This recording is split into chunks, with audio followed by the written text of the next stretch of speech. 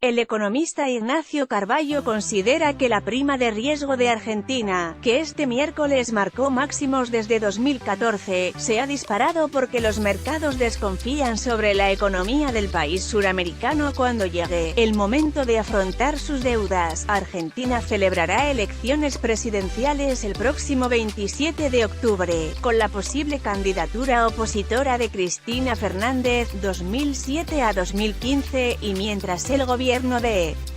Mauricio Macri atribuye la subida de la prima de riesgo a las dudas sobre un hipotético programa económico alternativo de la expresidenta. Carballo no está de acuerdo con las tesis difundidas por el Ejecutivo. Como argentino, obviamente la sensación es de incertidumbre absoluta y te diría una sensación de decepción en términos de una política económica, dijo en una entrevista con EFE. Sostiene además que el país suramericano no pareciera tener un rumbo de mediano y de largo plazo, más allá de lo que pueda pasar en las elecciones de octubre. Es decir, para este economista, docente e investigador en la Universidad Católica Argentina, la Universidad de Buenos Aires y la Universidad Austral, las elecciones, a las que se especula que Fernández podría postularse en junio, son uno de los factores de la desconfianza externa, pero no el decisivo. Uno podría pensar tal vez que el anuncio de esta pelea electoral sin duda tendría algún correlato de incertidumbre económica, pero eso no justificaría en su totalidad lo que es el equivalente al riesgo país, prima de riesgo, o la consecuencia que es la tasa de interés, indica Carballo. La prima de riesgo elaborada por el banco JP Morgan sobrepasó los 900 puntos básicos desde los 860 del cierre del martes y a su vez el precio promedio del dólar se situó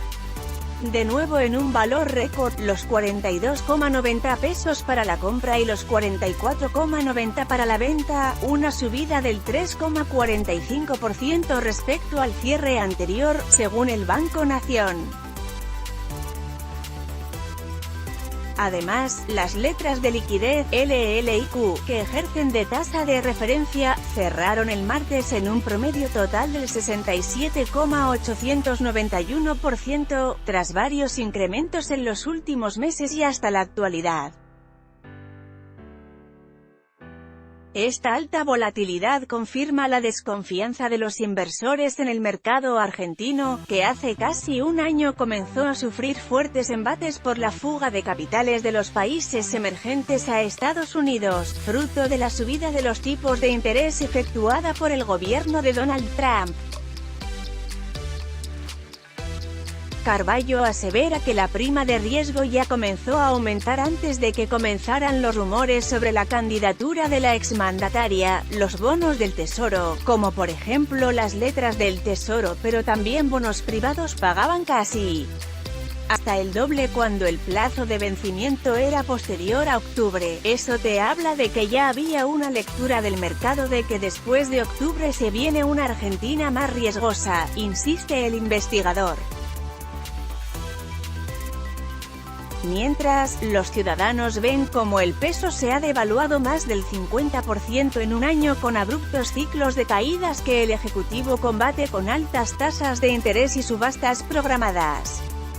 de dólares, lo que ha acelerado abruptamente la inflación en marzo fue del 4,7% respecto de febrero y del 54,7% interanual en medio de una progresiva caída de la actividad económica. En definitiva, los indicadores existentes pregonan la poca probabilidad o certidumbre de que Argentina pueda afrontar sus deudas o sus pagos desde octubre de 2019. Para Carballo, la gran pregunta que rodea a Argentina no es quién va a ser el próximo presidente, la gran pregunta es qué va a pasar cuando se acaben los desembolsos del Fondo Monetario Internacional, principalmente con la tasa de interés, el tipo de cambio y la inflación, que como bien sabemos en nuestro país están completamente relacionadas, concluye.